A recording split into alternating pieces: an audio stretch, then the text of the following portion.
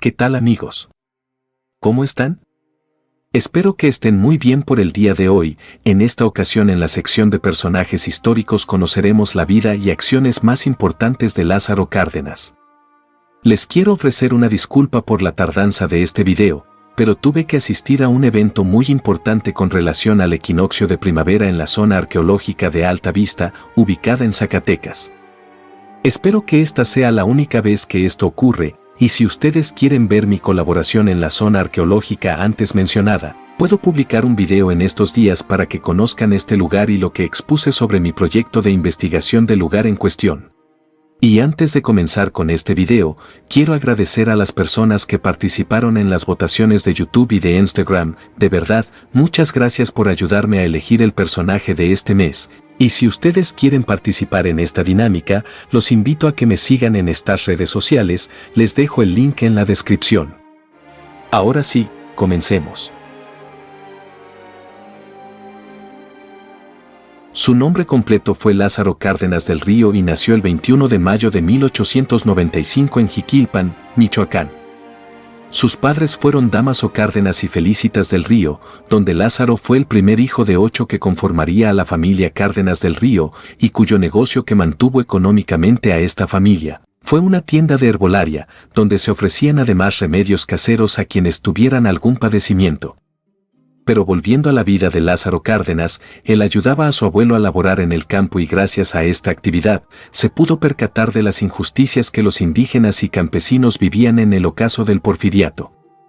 Se estima que comenzó a estudiar la primaria hasta los 11 años de edad. Pero cuando tenía 14 años comenzó a laborar en la mesa segunda de la oficina de rentas de Jiquilpan como meritorio, es decir, que trabajaba sin ganar un sueldo porque su interés era aprender. Y prueba de ello se notó cuando comenzó a desarrollar su caligrafía de manera extraordinaria y tiempo después logró culminar sus estudios.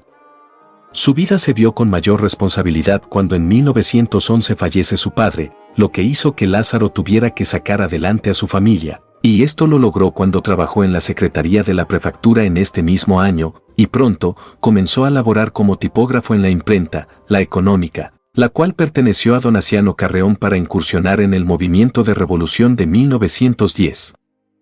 Apoyando sus ideas en favor del maderismo, sin embargo, su imprenta la vendió a sus trabajadores para unirse a la causa de los rebeldes. Con esto, Lázaro Cárdenas incursionó en el movimiento de revolución en febrero de 1913, cuando cuestionó los actos cometidos en la Decena Trágica por medio de un manifiesto, haciendo que fuera delatado por los simpatizantes de Victoriano Huerta o los huertistas y provocando que Lázaro Cárdenas dedicara su vida a la lucha militar a sus 18 años de edad, estando del lado del ejército simpatizante a Emiliano Zapata o el ejército zapatista y posteriormente se iría con el ejército simpatizante a Francisco Villa, el ejército villista, donde estuvo a la orden del general Guillermo García Aragón. Sin embargo, este ejército se dispersó por la amenaza del ejército federal que apoyaba a Huerta.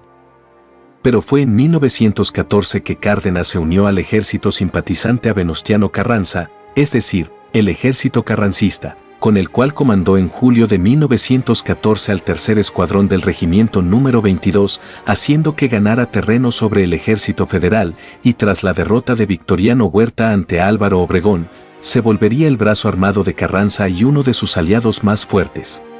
Para el 28 de marzo de 1915, mientras se encontraba en Agua Prieta, Sonora, conoció a un profesor de escuela rural de nombre Plutarco Elías Calles, con quien combatió a las fuerzas villistas y del general José María Maytorena, y a partir de este momento se volverían grandes aliados para el futuro. Luego de que la facción constitucionalista triunfa sobre los villistas y zapatistas, Lázaro vuelve a su natal Michoacán y aquí comienza a perseguir y capturar a los bandidos que acechaban este estado. Durante el gobierno de Venustiano Carranza le fue encomendada la tarea de pacificar la zona de la Huasteca veracruzana y para 1918 obtiene el grado de coronel. Para 1920, Lázaro decide apoyar la causa del Plan de Agua Prieta, el cual mostraba la inconformidad del apoyo de Carranza al candidato a la presidencia, Ignacio Bonillas, y cuyos fundadores fueron sus antiguos aliados, como fueron Álvaro Obregón y Adolfo de la Huerta, además de contar con la participación de Plutarco Elías Calles. Desde el 1 de junio hasta el 30 de noviembre de 1920, Adolfo de la Huerta asume el cargo de la presidencia de forma interina y con ello, Lázaro consigue el grado de general brigadier y comienza su camino como jefe de operaciones militares, empezando por Michoacán. Durante su estancia en su lugar de origen, fue gobernador interino hasta el mes de septiembre, cuando es electo como gobernador oficial Francisco Múgica. Para 1921, fue mandado a hacer sus operaciones militares al Istmo de Tehuantepec, Oaxaca, hasta 1923.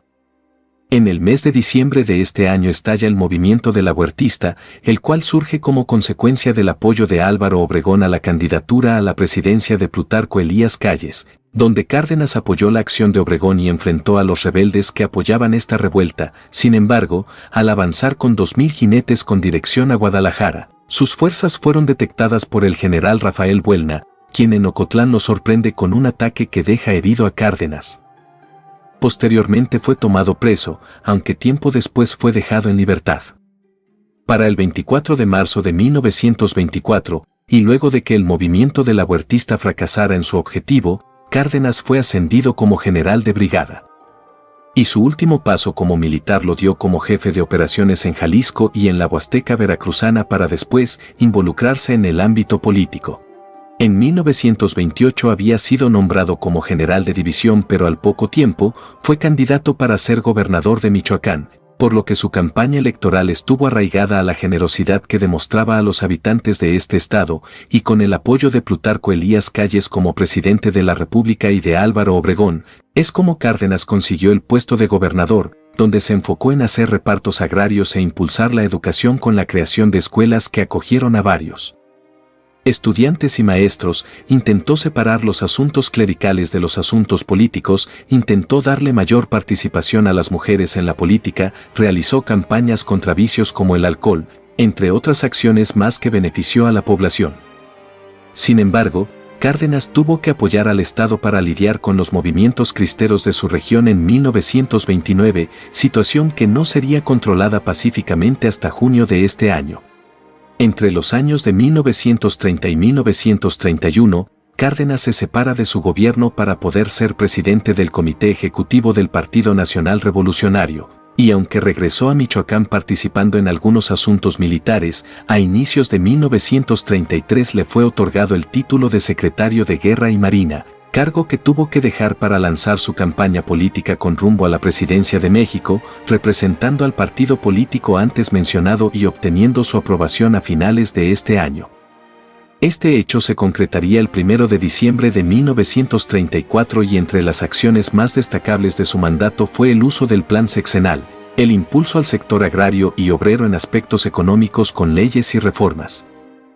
El apoyo a las comunidades rurales con servicios como el agua y el servicio médico, regresar las tierras despojadas a los indígenas y la más reconocida por muchos, la expropiación del petróleo, la cual es producto de la expropiación de los bienes en favor de la nación promulgada en 1936 que de igual forma benefició a la industria de ferrocarriles en México.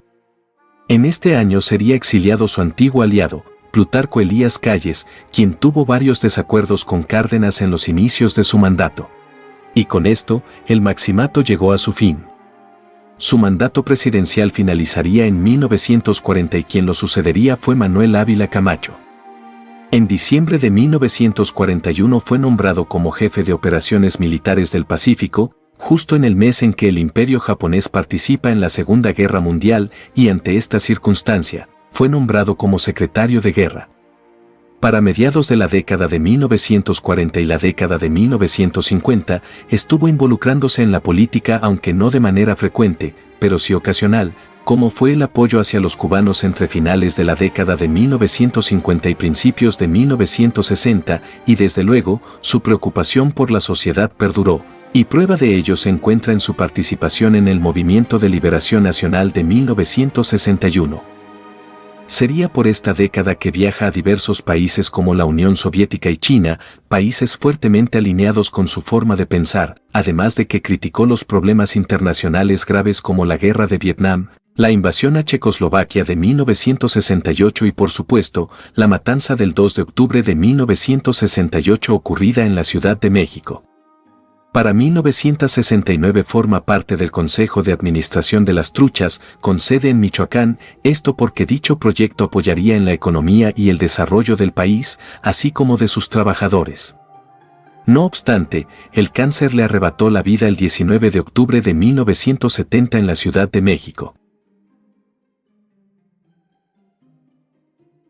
Bien, ahora daremos algunas curiosidades sobre Lázaro Cárdenas. Su abuelo fue uno de los defensores de México en la Segunda Intervención Francesa, a pesar de que estuvo involucrado en varios movimientos armados. Cárdenas prefería llegar a acuerdos pacíficos, como fue el problema con los cristeros de Michoacán, con quienes no tuvo otra alternativa que seguir lo que la Constitución Política de los Estados Unidos Mexicanos dictaminaba sobre la división del poder de la Iglesia como institución y el Estado laico, y por supuesto, seguir al pie de la letra la Ley Calles, donde se mencionaba que los sacerdotes debían registrarse ante el presidente del municipio en que profesaban su culto, así como limitar su control sobre la educación y asuntos que se salen del ámbito religioso, y sancionar a quienes se atrevieran a hacer caso omiso a estas indicaciones. Otra curiosidad que podemos mencionar es su apego al socialismo, pues su modo de gobierno ayudó a la sociedad que vivía en la pobreza, apoyó a los trabajadores dándoles servicios de salud y seguridad, acrecentar las industrias de México y expropiar los recursos naturales en favor de la nación. Otra de sus curiosidades es que su gobierno es catalogado como uno de los más honestos de la historia de México. Durante su campaña electoral recorrió 27.609 kilómetros, que se dividen en 11.827 kilómetros por medio aéreo, 7.294 kilómetros por ferrocarril, 7.280 kilómetros en automóvil, 735 kilómetros en barco y 475 kilómetros a caballo. Y por último, y a pesar de que al principio le pareció una idea decente el gobierno de Gustavo Díaz Ordaz, Cárdenas cambió de opinión tras los acontecimientos del 2 de octubre de 1968, donde mostró solidaridad por los maestros y alumnos que murieron en esta matanza. Y así es como acaba este video. Recuerda que si te gustó puedes dejarme un like, un comentario sobre lo que te pareció interesante de este personaje, y si te gustaría suscribirte a mi canal te lo agradeceré infinitamente. También les quiero decir que la votación del personaje del siguiente mes estará disponible en unos momentos y pueden participar tanto en YouTube como en Instagram, ya que el resultado final se determina de los votos que se hagan en estas redes sociales.